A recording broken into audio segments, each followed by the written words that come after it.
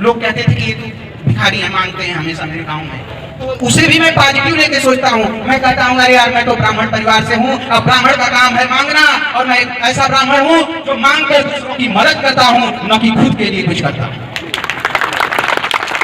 मैं ऐसे आप सभी को मेरा नमस्कार, प्रणाम। और यहाँ अमरवाणी संस्था के जितने भी अतिथिगण हैं उन सभी को मेरा प्रणाम, और बड़ी बहन विनीता पांडे जी को, नीलिमा दीदी को, और हमारे जो भी अतिथिगण हैं, हमारे दिव्यांगजन अधिकारी सर, आपको भी मैं प्रणाम करता हूँ। मेरा नाम अभिषेक पांडे है और मैं मऊ जिले से ही हूँ। और 2017 में एक रेल दुर्घटना में मैं अपने दोनों पैर कमर से खो दिया।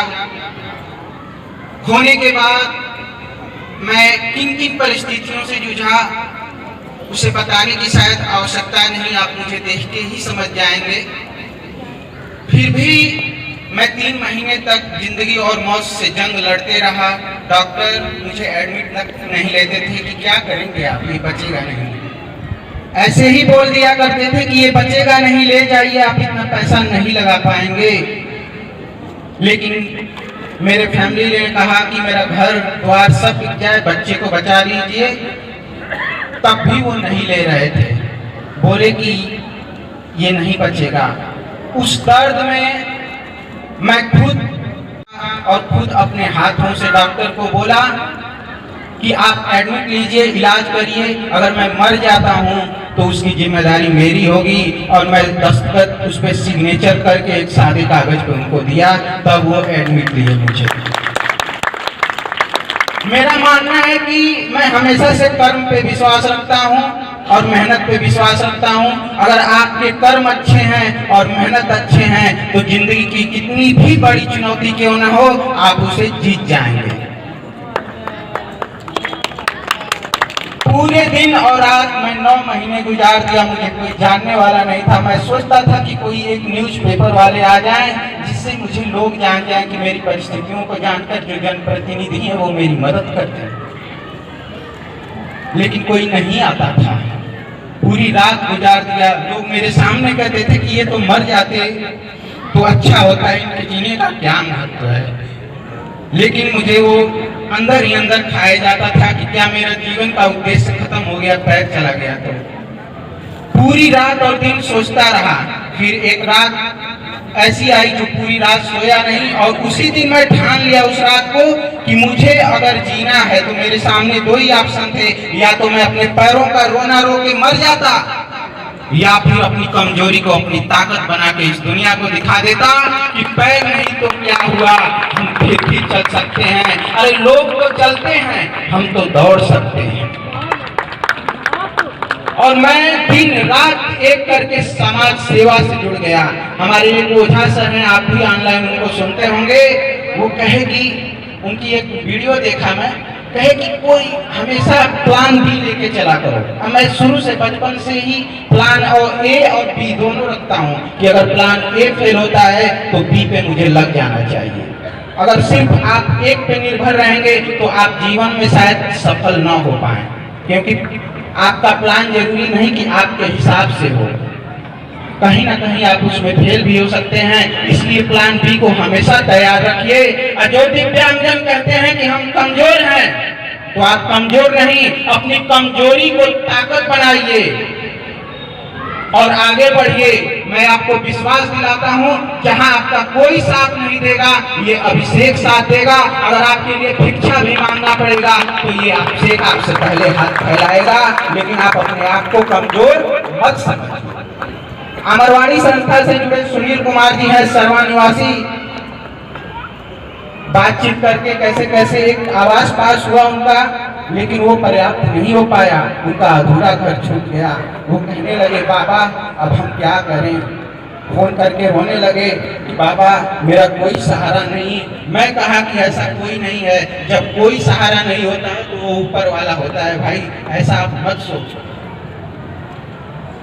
मैं कहा कि मेरी अंदर ये होती है कि मैं किसी को तुरंत ये नहीं बोलता कि मैं करा दूंगा। हाँ, मैं प्रयास में लग जाता हूँ, और मैं प्रयास में लगा, और 3 दिन के अंदर सुनील भाई आए हैं 3 दिन के अंदर उनको 43,000 रुपए मैंने इकट्ठा करवाया और उनके घर का निर्माण करवाने जा रहा हूँ। और यहाँ से जाने के बाद मैं सीधा सुनील भाई के घर जाऊंगा और वो चेक द्वारा वो पैसे देकर आऊंगा, क्योंकि वो पैसे लोगों ने विश्वास करके मेरे खाते में डाले हैं। क्योंकि सुनील जी के पास उस समय खाता नहीं था, तो बोले बाबा मुझे आप पे विश्वास है, आप अपने खाते मंगाइए। और लोगों का प्यार जो मेरे खाते में आंख बंद करके पैसे 10-10 हजार, 5-5 हजार, 2-2 हजार, 100-100, 200 रुपए करके डाल दिए।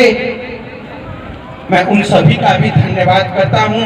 तो मित्रों, कहते हैं ना कि इंसान होते हैं पर इंसानियत कुछ ही घरों में मिलती है। एक नॉर्मल इंसान कुछ भी अपने लिए कहीं भी जाके कह सकता है, लेकिन एक दिव्यांग की बातें बहुत लोग नहीं सुन सकते। उनके खुद की फैमिली नहीं समझ पाती, उनकी भी कुछ अपनी पर्सनल इच्छाएं होती हैं, उनकी भी पर्सनल कुछ पारिवारिक स्थितियां होती हैं जो वो कर भी कह नहीं पाते। मैं तो एक खुला लड़का हूं, मैं हर तरीके से चाहता हूं कि दिव्यांगजन जो भी हो खुश रहें, आगे बढ़ें। अपने जिले में कम से कम मैं 2500 दिव्यांगों की मदद कर चुका हूं, आत्मनिर्भर बनवा चुका हूं। मैं ये नहीं कहता कि मैंने किया, नहीं, मैंने लोगों से मांगा। लोग कहते थे कि ये तो भिखारी हैं, मांगते हैं हमेशा मेरे गांव में, तो उसे भी मैं पॉजिटिव लेके सोचता हूँ। मैं कहता हूँ अरे यार मैं तो ब्राह्मण परिवार से हूँ, अब ब्राह्मण का काम है मांगना, और मैं एक ऐसा ब्राह्मण हूँ जो मांग कर दूसरों की मदद करता हूँ, न कि खुद के लिए कुछ करता हूँ।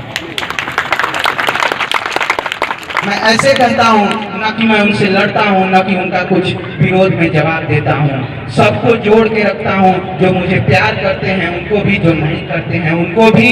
और मैं इस अमरवाड़ी संस्था का बहुत बहुत धन्यवाद करता हूँ जो आज मुझे यहाँ बुलाए, मुझे पता नहीं था। मैं हमेशा चाहता हूँ कि दिव्यांगजन आगे बढ़े, कैसे क्या किया जाए मिलके, किस तरीके से किया जाए मिलके कि इनके लिए कुछ अच्छा हो, वो आगे बढ़े। मैं इस स्थिति में हूँ, लेकिन मुझे कुछ जरूरत होती है तो मैं चाहता, मुझे मोटर साइकिल की जरूरत थी जो अमरवाड़ी संस्था द्वारा कुछ दिनों पहले बांटी गई, लेकिन मैं चाहता तो सोशल मीडिया के जरिए कह के उसे मंगा सकता था। लेकिन मैं ये सोचा कि नहीं, जो चीजें मुझे फ्री में मिल सकती हैं तो फिर किसी के पैसे को क्यों बर्बाद करना, उस पैसे को क्यों न किसी दिव्यांग के रोजगार में लगाएं। तो वही मैं सोचा कि क्यों ना सुनील से अच्छा क्या होगा, सुनील का एक बेहतर प्लेटफॉर्म मिला, तो मैं वो पैसे सोचा कि उसके जगह मैं सुनील का घर ही क्यों न बनवा दूं, ताकि एक दिव्यांग को रहने के लिए छत तो मिल जाएगा।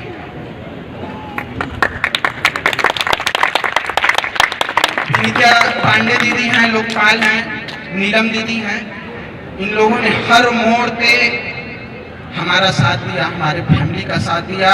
विनीता दीदी हमें भाई मानती हैं और हमेशा राखी भी बांधती हैं, और हर मोड़ पे कहते हैं कि एक मरते हुए व्यक्ति को सिर्फ इतना ही कह दो, उसके कंधे पे हाथ रखे कि तुम चिंता मत करो, मैं तुम्हारे साथ हूं ना, तो उसे जीने की एक आसरा मिल जाती है और उसे आगे बढ़ने का एक हिम्मत मिल जाता है। कहते हैं कमजोर लोग रोते हैं, लेकिन हम कभी रोते नहीं, अपने आंसुओं को कभी किसी प्रतिनिधि के पास दिखाए ही नहीं। चाहे वो माननीय मंत्री जी हों, मुख्यमंत्री जी खुद फोन करके मुझे बुलाए। मैं 1000 लोगों को रक्तदान करवा चुका हूँ और उनका जीवन बचा चुका हूँ। 1-1 बजे 2-2 बजे रातों तक मैं सोता नहीं। मेरे मम्मी पापा घबरा जाते हैं, उनकी नींद नहीं पूरी हो पाती तो वो दूसरे रूम में चले जाते हैं, लेकिन मैं सोता नहीं कि अरे यार किसी की जरूरत है, किसी के मेरे जगने से अगर ब्लड मिल जाता है तो मैं जरूर जगूंगा। 1-1 बजे 2-2 बजे 3-3 बजे रात तक मैंने कोरोना काल में काम किया है। ब्लड से लेकर, इंजेक्शन से लेकर और ऑक्सीजन से लेकर सब कुछ दिलाया है लोगों को, और पूरे विश्व में मैं काम करता हूँ। ये नहीं कि मैं दिव्यांग जो नहीं है उसके लिए नहीं करता हूँ, हर एक व्यक्ति के लिए, हर एक वर्ग के लिए, हर एक धर्म के लिए मैं काम करता हूँ, चाहे वो कोई भी हो। मैं मानता हूँ कि मानवता ही सर्वोपरि होती है। ये धर्म, ये जाति, ये सब कुछ तो हमने बनाया है, ईश्वर ने तो हमें एक करके भेजा है। हमारे अंदर ऐसी कोई भावना नहीं। हाँ, हम एक ब्राह्मण परिवार से हैं, कर्तव्यों का भी कभी अपमान नहीं करते। हम हर किसी का सम्मान करते हुए, अपने धर्म, अपने सब कुछ का सम्मान करते हुए, सब कुछ देखकर आगे बढ़ते हैं, ताकि किसी को ठेस भी न पहुंचे, ना हमारे धर्म, हमारे जाति, ना हमारे जो भी लोग हैं उनको, सबको एक साथ मिलकर लेकर चलने का काम करते हैं। और मैं चाहता हूं कि आप सभी ऐसे ही दिव्यांगजन के लिए काम करते रहें, और मुझसे जितना होगा मैं भी करता रहूंगा। मेरे माइंड में एक ही चीज चलती है सिर्फ जी, और हमेशा चलती रहेगी कि जो लोग मुझे मेरे बुरी परिस्थितियों में मदद किए, सहयोग किए, उन्हें भी प्राउड फील कराना है कि हमने एक ऐसे बच्चे को मदद किया जिसके दोनों पैर नहीं हैं, लेकिन आज वो दूसरों की मदद कर रहा है, दूसरों के लिए लड़ रहा है, ताकि उन्हें ये कभी न लगे कि मेरा पैसा गलत जगह लग गया। मदद तो हजारों लोगों को आपने किया होगा, हमारे जैसे।